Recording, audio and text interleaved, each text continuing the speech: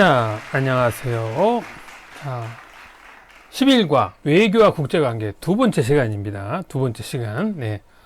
자, 한국과 외교 관계를 맺고 교류하는 나라가 늘어나고 있는데, 특히 아시아 국가와 서방 국가와의 교류가 활발하다. 네.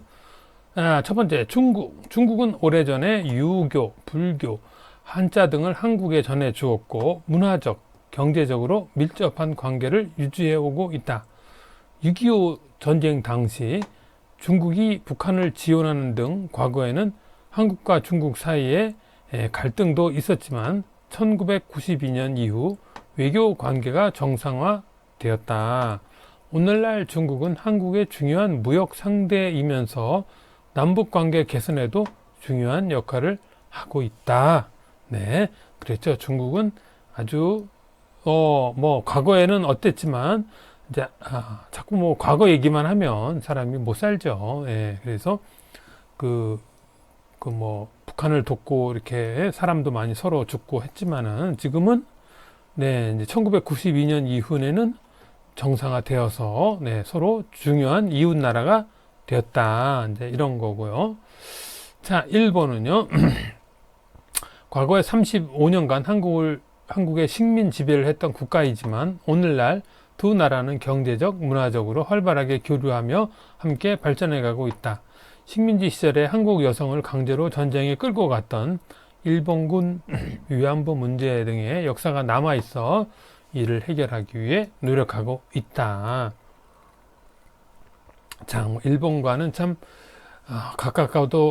가까우면서도 먼 나라, 이런 말이 있어요. 왜냐하면 좀 과거에 대한 거 인정할 건 인정하고 앞을 보고 서로 네, 그런 자세가 좋은데요. 자꾸 상처에 막 소금을 뿌리는 그런 일이 좀 자꾸 생기죠. 자, 그래서 이제 정치인들이 그러는 거, 국민들끼리는 또 친한 사람들이 많아요. 네, 좋은 사람도 서로 많고요.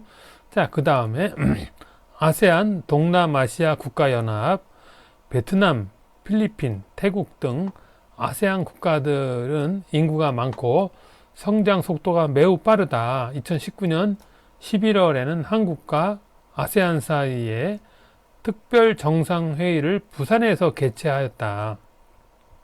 한국 정부의 신남방 정책으로 한국과 아세안 국가와의 협력의 중요성이 더욱 높아지고 있다. 아세안은 특히 한류의 인기가 높은 곳이기도 하다. 네, 여기 지도가 좀 작은데요. 여기가 이제 베트남, 태국, 미얀마, 여기 쭉이 이제 중국이고요. 필리핀, 그렇죠? 네, 이렇게 인도네시아, 이쪽으로 쭉, 말레이시아, 쭉 이쪽으로, 여기가 이제 동남아시아 국가예요. 사실은 이제 이 아세안, 동남아시아 국가연합과는 한국이 그렇게 친하지 않았는데요. 이제 사실은 이제 정치에 대해 잘 아시는 분들은 알잖아요. 이제 중국이 이제 한국의 그 사드 보복이라는 것 때문에 이제 거기서 이제 문제가 생겨서 한국 기업들이 이제 이쪽을 이제 많이 이제 그 활로 그쪽을 넓힌 거죠. 신남방 정책을 이제 이때 만들기 시작한 거죠. 네. 자, 그래서요. 또 5번 다음 설명에 해당하는 곳은 네, 한국 정부가 신남방, 그러니까 한국 기준으로 남쪽이라서 신남방이에요. 네, 추진하면서 협력의 중요성이 더욱 높아졌다. 한류의 인기가 특히 높은 곳이다. 아세안이죠. 아세안. 그렇죠? 아세안. 네. 자, 그러면 마지막 6번으로 넘어가도록 하겠습니다.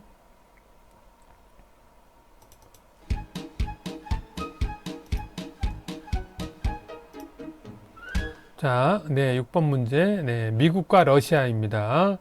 미국은 6.25 전쟁 당시 유엔군으로 참전하여 한국을 지원하였고, 전쟁 이후에는 한국의 피해를 복구하고 국가를 재건하는 과정에 기여한 우방 국가이다. 오늘날에도 한국과 미국은 군사적, 정치적, 경제적, 문화적 측면에서 많은 교류를 이어오고 있다. 러시아, 옛날에는 이제 소련이라고 그랬죠. 과거 공산주의의 대표 국가였고 6.25 전쟁 당시 북한을 지원하였다. 하지만 1990년 외교 관계를 맺은 이후 점차 교류와 협력이 늘어나고 있다. 네, 그래서 미국과 러시아의 관계는 이제 이렇게 정리가 되고요. EU, 유럽연합, 1996년 한국과 EU, 유럽연합, 네, 유럽이 이제 프랑스, 독일, 폴란드 그쪽 나라들이 다 유럽이에요. 그렇죠? 경제, 통상, 과학, 기술 등 다양한 분야에서 협력하기로 약속한 이후 한국 EU 관계가 정치, 경제, 문화 등을 중심으로 급속히 확대되고 발전하였다. 한국은 EU와 정치, 경제, 안보 3대 분야 협정을 모두 체결한 최초의 국가이다. 네. 자, 다음 한국과 주변국의 관계에 대한 설명으로 옳지 않은 것은 하나만 틀리고 세 개는 맞습니다. 자, 미국은 6.25 전쟁 때 한국을 지원했다. 네, 맞죠? 네. 한국은 중국에 불교와 유교를 전해 주었다. 아, 여기 틀렸네요. 그렇죠? 중국이 한국에 불교와 유교를 전해 주었죠. 그렇죠? 3번. 일본과 위안부 문제 해결이라는 과제가 남아있다. 네, 요거 맞죠? 러시아와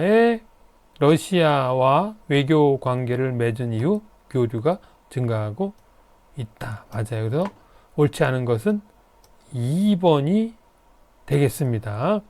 자, 그 다음에 이제 학습 정리로 넘어가도록 하겠습니다. 학습 정리.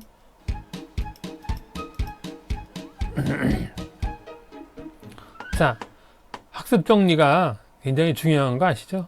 딱 중요한 말만 딱 써놨습니다. 중국, 오래전부터 유교, 불교, 한자, 무역 등을 통해 한국과 서로 많은 영향을 주고받음. 네. 일본, 과거 식민지 시절이었으나 현재 경제적, 문화적으로 밀접하게 교류함. 일본군 위안부 문제 등의 역사가 남아 있어 이를 해결하기 위해 노력함. 네. 3번. 아세안, 동남아시아 국가연합, 한국 아세안 특별 정상회의를 부산에서 개최하였고, 신남방 정책으로 아세안 국가와의 협력의 중요성이 높아짐. 미국, 러시아, 미국은 군사적으로 긴밀한 관계를 맺고 있으며 러시아는 6.25 전쟁 당시 북한을 지원하여 교류를 하지 않았으나 최근에는 외교 관계를 통해 교류와 협력이 활성화되고 있다. 네. EU, 유럽연합. 한국은 국제사회에서 EU와 3대 주요 협정을 모두 체결한 최초의 국가이다. 네. 자, 그 다음에 이제 여기 용어 해설을 보도록 하겠습니다. 평화유지군은 뭐냐?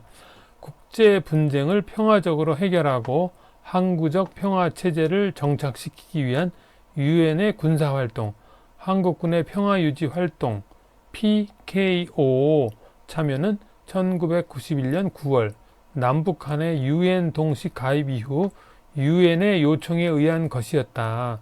걸프전쟁 이후 국제사회에서는 유엔에 의해 평화유지군 활동을 위한 국제적 연대가 강화되었다. 국제연합 제2차 세계대전 이후에 항구적인 국제평화와 안전보장을 목적으로 결성된 현재 유일한 범세계적인 국제기관이다. 신남방정책 문재인 대통령이 2017년 11월 공식 천명한 정책으로 아세안 국가들과의 협력 수준을 높여 미국, 중국, 일본, 러시아 등 주변 4강국 수준으로 끌어올린다는 것을 핵심으로 한다. 자, 이렇게 해서요. 자, 11가 외교와 국제관계. 자, 두 번째 편에 이렇게, 그래서 여기는 이제 일본 1번부터 5번은 이제 전체를 다룬 거고요. 네, 이렇게 정리가 됐습니다. 자, 그러면 12과에서 뵙도록 하겠습니다. 네, 고맙습니다.